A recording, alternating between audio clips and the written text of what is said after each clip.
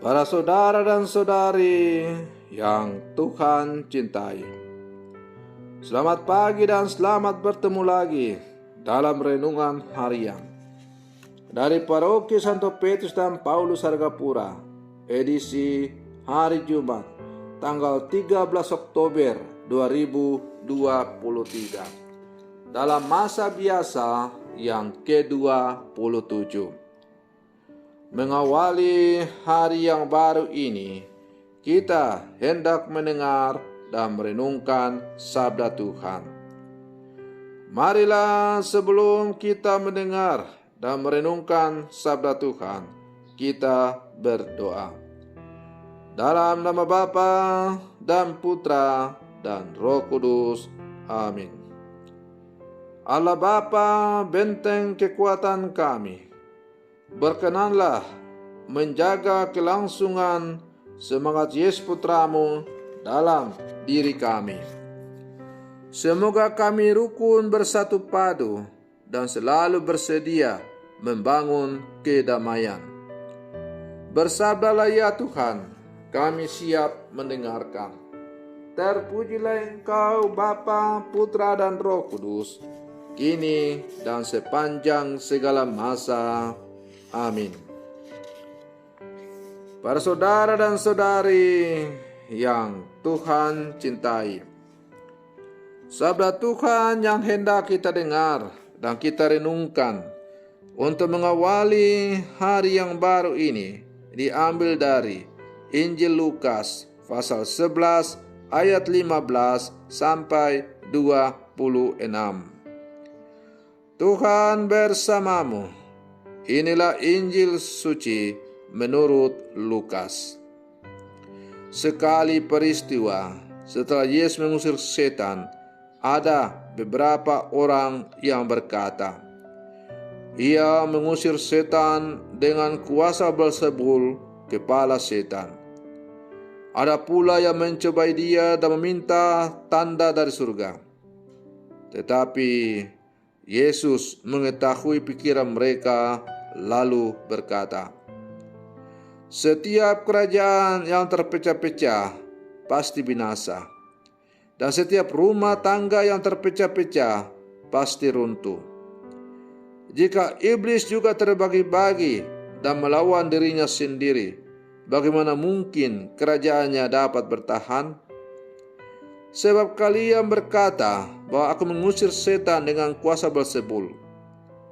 Jadi, jika aku mengusir setan dengan kuasa Beelzebul, dengan kuasa apakah pengikut-pengikutmu mengusir setan? Sebab itu merekalah yang akan menjadi hakimu.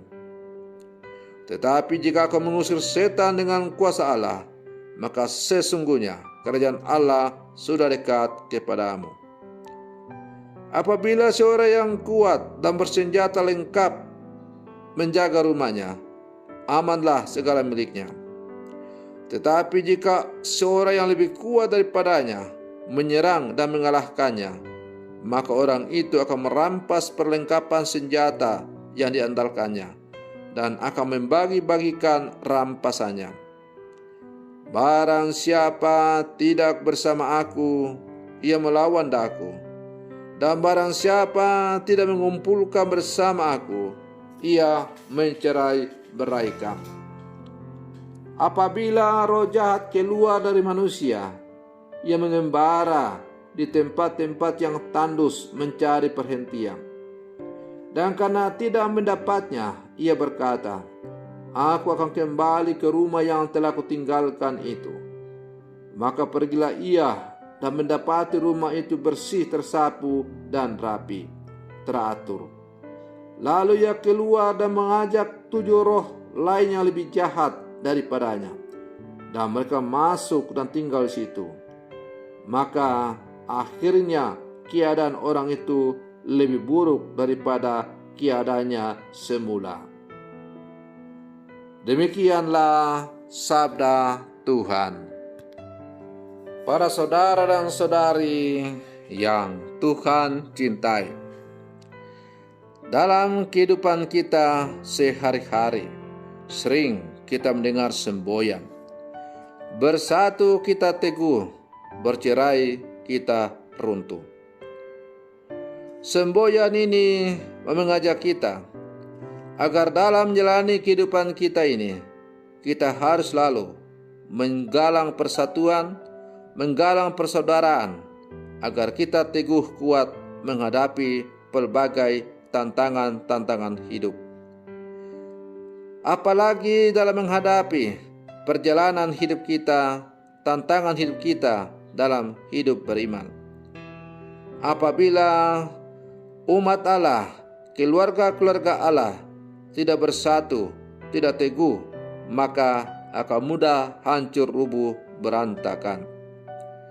Para saudara dan saudari yang Tuhan cintai, namun kita harus menyadari bahwa membangun persatuan dan kesatuan bukan perkara mudah. Salah satu kesulitannya adalah mengharmonikan perbedaan. Itulah yang dapat kita lihat di negara kita di belakang ini. Ada kelompok-kelompok yang sama-sama merasa benar dan saling menyerang. Kelompok yang satu karena menganggap dirinya paling suci, paling benar, maka menyerang kelompok yang lain.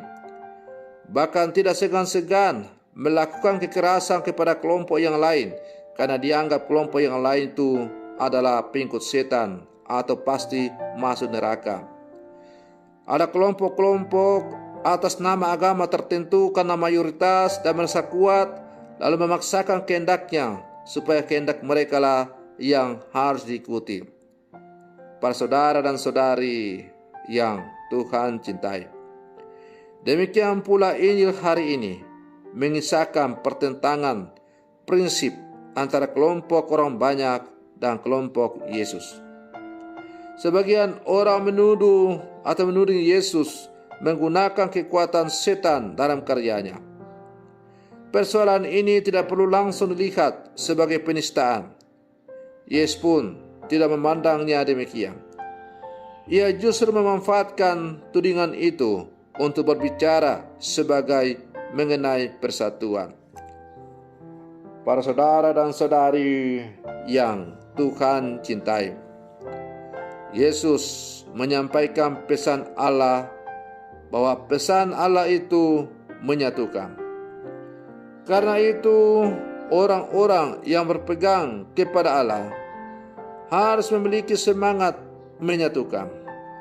Orang tidak lagi berpusat pada diri dan kelompoknya sendiri. Orang beriman sejati memiliki kesadaran sebagai satu bangsa atau keluarga. Maka Rasul Paulus juga menunjukkan bahwa iman menyatukan kita sebagai anak-anak Bapa Abraham, terlepas dari perbedaan bangsa dan karakter tiap orang. Persatuan itu pula yang akan membentengi setiap orang beriman dari segala yang jahat. Ketika orang hidup dalam persatuan dengan Allah dan sesama, maka rumahnya akan tertata rapi dan rapat, sehingga tidak ada celah bagi roh jahat untuk masuk dan berdiam di sana. Para saudara dan saudari yang Tuhan cintai, di sepanjang karya Yesus di hadapan umum, kerap kali Yesus berhadapan dengan badut-badut agama yang diwakili oleh kaum Farisi dan ahli Taurat. Yesus dianggap sebagai sosok berbahaya bagi kedudukan mereka. Kebusukan mereka yang dibalut dengan sucinya hukum Taurat mulai disingkapkan oleh ketegasan ajaran Yesus. Satu-satunya jalan terbaik menurut kaum Farisi dan ahli Taurat adalah menyerang dan menyingkirkannya. Akan tetapi, reaksi Yesus luar biasa. Ia tidak mundur selangkah pun. Bahkan Yesus berani konfrontasi dengan mereka, katanya, "Siapa tidak bersama aku, ia melawan aku. Dan siapa tidak mengumpulkan bersama aku, ia menceraikan." Para saudara dan saudari yang Tuhan cintai. Beranikah kita sebagai murid-murid Yesus yang hidup sampai sekarang bertindak tegas seperti Yesus ketika kita berhadapan dengan ketidakberesan yang terjadi di masyarakat? Beranikah kita berseberangan dengan pihak-pihak yang tidak benar? Beranikah kita berdiri kokoh kuat dengan prinsip sebagaimana yang diajarkan oleh Yesus? Atau akhirnya kita tenggelam dan mengikuti arus perkembangan zaman yang ditawarkan oleh dunia? Maka mari terus-menerus kita memeriksa, mengoreksi kehidupan beragama kita masing-masing sebagai orang Katolik. Benarkah kehidupan beriman saya sebagai seorang Katolik sudah sungguh-sungguh sesuai dengan kehendak Allah? Semoga permenungan saya untuk mengawali hari yang baru ini semoga menghantar kita untuk menjadi orang-orang yang beragama dan beriman Katolik yang sejati. Selamat pagi, Tuhan Yesus memberkati.